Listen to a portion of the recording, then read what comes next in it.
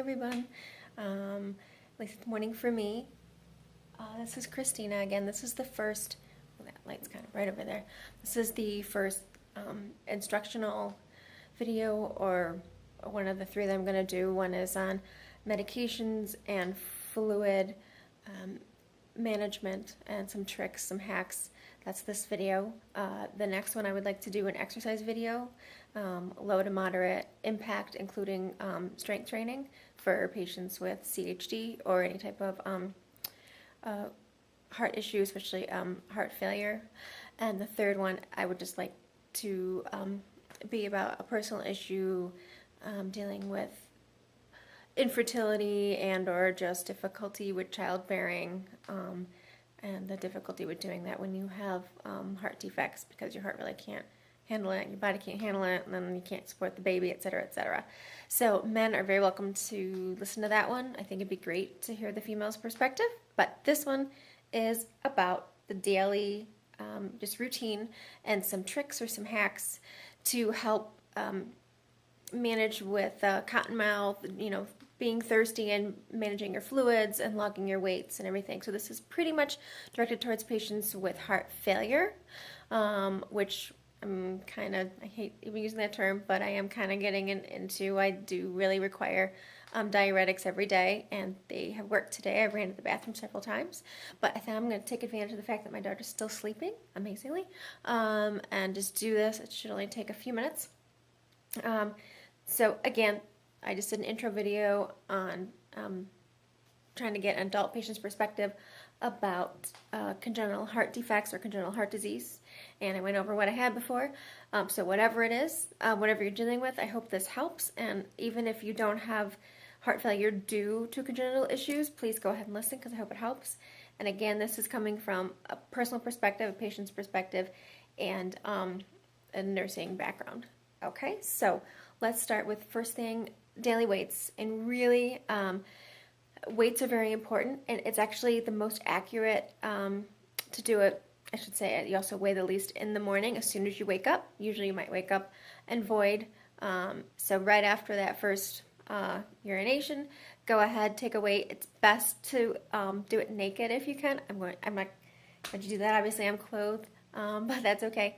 Invest in a scale, because you're going to use it a lot, and I need a better one. I need to put my glasses on because this is a dial scale, and I can't really see the dial, the little hand, without my glasses. So anyway, invest in one that might help you do a little bit of the work for you. Keep track of your weight gain, weight loss. Keep track of a couple days. Maybe you forgot to write it down or log it in your computer, however you want to do it. An Excel file would be good. I usually quickly will just log it on a sheet for the month and then put it in a file on the computer, because it's easier to email to your doctors or print it out and bring it. So something like that. All right, so here we go. You don't need to hear. You can take a look at the scale. Okay, there it is. Nothing fancy. All right, I'm gonna go ahead and get on. I'm gonna turn that off for a moment so you don't get. Ooh, okay. I'm on, and we'll see. All right, yeah, and I felt pretty good today, so it's actually, I already took it, so it's kind of appropriately a pinch higher with some high heels on and clothes, including a sweater. It's kind of cold today. So I'll go ahead, and I don't want you to get dizzy, so let me pause it. Not that I want you to see my weights, but there's the log there, and I'll have you look at me. But I do want to include, if you can, as much as possible, oops, wobbly, not only the weight. Sometimes I like, if I feel a little different in the evening or bloated, I want to write maybe the evening one down. I like to write what I took diuretic-wise. I have usually just a regular dose every day, and sometimes that works. Hopefully it works. And some days it doesn't. I need a little more. I want to write that down. If you can, write down the amount of fluid you took in. And again, we'll talk about how to really record that, because maybe you're just trying to still figure out how much fluid your body can handle before you start to retain fluid, before it can't really handle it anymore. So you might just want to start writing that down, so then you know, oh, a liter and a half was too much, but 1,300 milliliters, I'm fine, you know. So that was that. Okay, you can probably see the line, oops, of medications over here. Got them all lined up. And you see them? That's nice. Okay, so let's talk about those. All right, so in the morning, so in general, this is what I take. I have lisinopril, which is an ACE inhibitor, so that will lower your blood pressure. And then I have, it does other effects on the heart, but we'll just go with the basics here. I have torsemide, which is a diuretic, okay, a loop diuretic, strong one. And then I also have spironolactone, and that is a potassium-sparing diuretic, because some of you might know, if you take some loop diuretic like Lasix or torsemide, Bumex, Demodex, that can really drain the potassium from your body.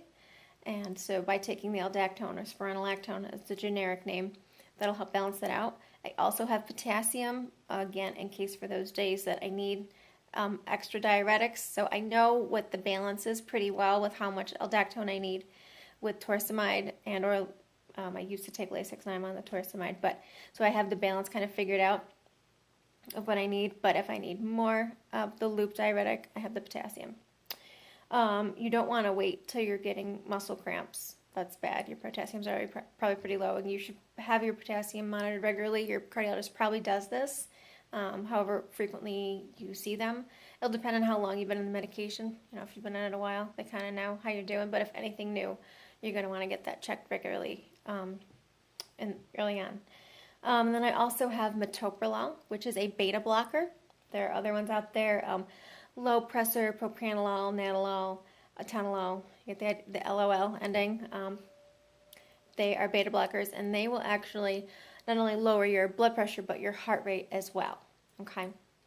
It kind of suppresses that whole fight or flight response. So if you feel kind of sleepy if you're on a beta blocker, after you take your metoprolol, or if you're on low pressure atenolol, get the idea, whatever beta blocker you might be on, that's what it's doing. It's suppressing that kind of adrenaline reaction, and you're not going to be able to go, run away from a bear or win a fight. So it's best to take it at a certain time of the day. I also have aspirin, just a baby aspirin, 81 milligrams. Some of you might be on a higher dose, the full like 325, or you might even be on a blood thinner, like Coumadin, Pradaxa, Eliquis, etc. So let's go over when I take them and why. All right, so ACE inhibitors. So if you're on an ACE inhibitor like lisinopril, another name would be enalapril, Zestril. Get the idea, kind of the pril ending there. I take that in the morning, okay?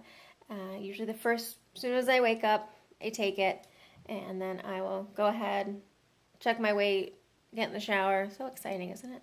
Check the baby monitor, see what's going on with her. And then usually that's a few hours later, I will, within 4 hours, so that might be like around 6 a.m., I take the lisinopril. So by 10 o'clock, I'm taking the diuretic. Sometimes sooner, but I like to wait a little bit. And I'll take the torsemide with the aldactone. Okay. And then some of the day goes by, and then usually in the evening with dinner, I will take the metoprolol and aspirin. So you want to take the beta blocker usually in the evening. That's when I take it, because it's going to, some people, it'll tire them out. So it's best to just take it in the evening. And blood thinners, even just aspirin, no matter what the dose, and those specific blood thinners I mentioned, work better with the body chemistry and circadian rhythm in the evening. So however you're doing it now, don't change anything. Okay, don't change anything without talking to your doctor. But I'm just saying that kind of works. So that can kind of help level out the blood pressure for the day. The diuretic, I should probably wait a little longer. I should probably actually stagger it. Sometimes I'll wait till the afternoon, but I've noticed that it works better on an empty stomach. So after I fully digest breakfast, once I feel kind of empty, and then I'll usually take the diuretic. There are times I might need it at night. Again, you just need to make sure that you're not getting dizzy and that your blood pressure is not too low. So if you ever feel dizzy, you'd want to lie down flat, and if you can, elevate your legs until it passes. And if it doesn't pass, you'd want your phone by you so you could call for help, either 911 or at the minimum, hopefully someone else is in the house, or call for someone to come home. 911 is usually the best option. Okay, how about that? Any questions with that? All right, so let's go ahead. I'm just going to pause it for a second and talk about fluid management.